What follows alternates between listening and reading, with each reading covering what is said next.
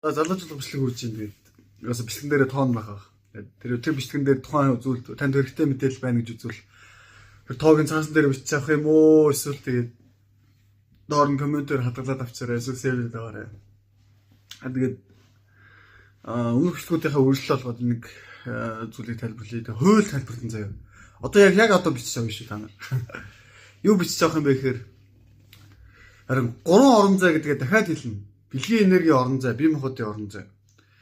Тэгээ одоо энэ суур хүрд, бэлгийн хүрд, наран сүлжээ 3. Энэ 3 бол яг зүрхэн хүрдний доор байх энэ 3 хүрд бол бие махбодын хөдөлгөөнд чиглэсэн сэтгэл санааны тэр байдалтай ингээ наран сүлжээ аяга холбоотой байхгүй хөвлийн хоосрол мэдрэх юм бол хажуудалд нь байгаа бэлгийн энерги муу болно. Тэгснээр бас дээдлэлт нь байгаа зүрхэн хүрд ч гэсэн хоосрол мэдрэн уур хүрнэ. Иймэрхүү байдал. Та юм уян хатан холбоотой гэсэн үг. Гэхдээ доотлын 3 энерги нь болохоор яг нарийн төлөвтэй бол мэдээж нарийн байдлыг бэлэгддэг. Уугууд минь мэдээллийг хадгалдаг ч гэсэн яг энгийн төлөвтэй болохоор энгийн төлөв байх юм бол энэ зүгээр одоо тухайн тэр хүний одоо ноён нуруу бэлгийн чадах, бие махбодын чадвар, сэтгэх чадварыг бас бэлэгдэнэ.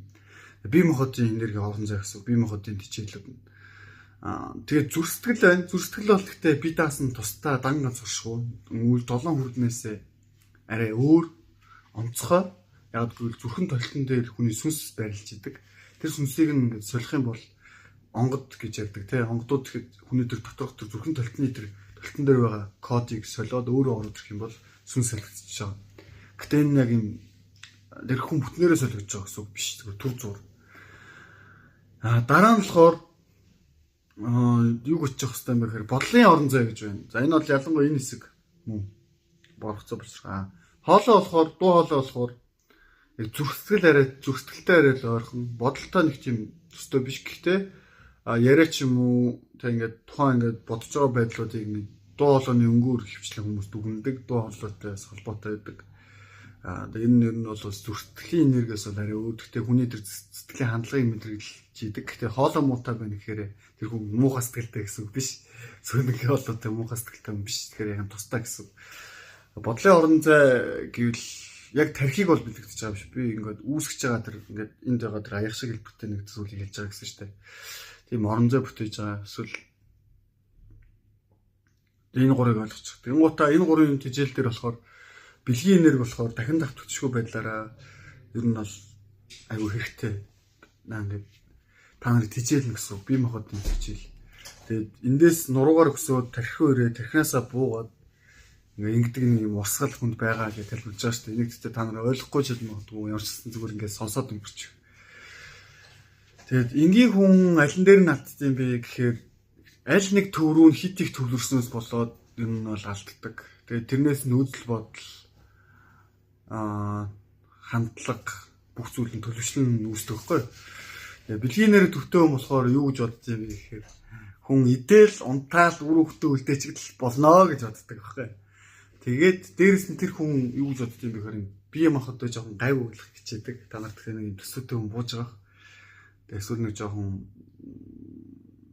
та ингээд хүн чанар дотор тамир янз янз юм ер нь дандаа тийм бодтой юмар дүгндэг. Бодтойгоор ингэж дүгнэлгээ хийдэг тийм хүн.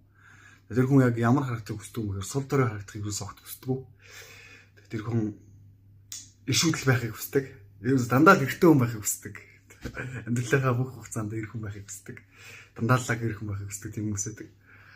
Тэр хүн юун дээр алдчихна гэхээр бодол оюун ухаантай л юм бол зүрх сэтгэлтэй байх хэрэгтэй. Дээрээс нь оюун ухаанаар сод гэгэрсэн байх хэрэгтэй. Дээрээс нь бүх төрөлтэй хөгжилтэй байх хэрэгтэй. Та дэлхийн түвшинд хэрвээ гарья, бүхнээс илүү онцгой байя гэж бодвол өөрийн зүрх сэтгэл болон оюун ухааны дахин давтагдчихгүй байдал, сод байдал гэдгийг ойлгохгүйгээр зөвхөн бие махбодтой амьдрал айгүй харамсалтай. Гэтэ оюун ухаан humсрын төлөө ингэж хайж явж байгаад бие махбодоос зоригчул сул дорой болчиход хэрэггүй байхгүй юу? Энэ маргаа яг юунаас олж юм бэ гэхээр би ингээ ганц бие амьдрах юм уу? Эсвэл би ингээ олон үр хөвгттэй амьдрах юм уу гэдэг маргаа хамгийн том маргаа байдаг. Ил болон тал хэлбэрээр өндөг. Тэгээ энэ дээр болохоор ер нь бол хостой байгаад ганц хостой үнж байгаад гэхдээ тэндээ үр хөдөлмөрлөлтэйгээд үлдсэн дээр нь бүх төрлөөр хөгжөөд амьдрах амьдрал бол энэ цаг үеийн хамгийн дажгүй амьдрал шүү. Тэгээд ер нь бол энэ амьдралыг олохын тулд За дээрэс нь тэр мэдлгүүдийн түгээх чаа гэсэн үг. Тэгээд манай пэйжээ санал болгож байгаа ер нь тэр амьдралын хамгийн гайгүй хэлбэр нь тэр л гэсэн үг. Тийм. Тэгээд болон дотгошоо задлаад байвал нэг хүн дээр жишээ аваад байвал дахин юм байна. Яас тэгж байгаа орн бичлэг өндөрлөе даа баяртай.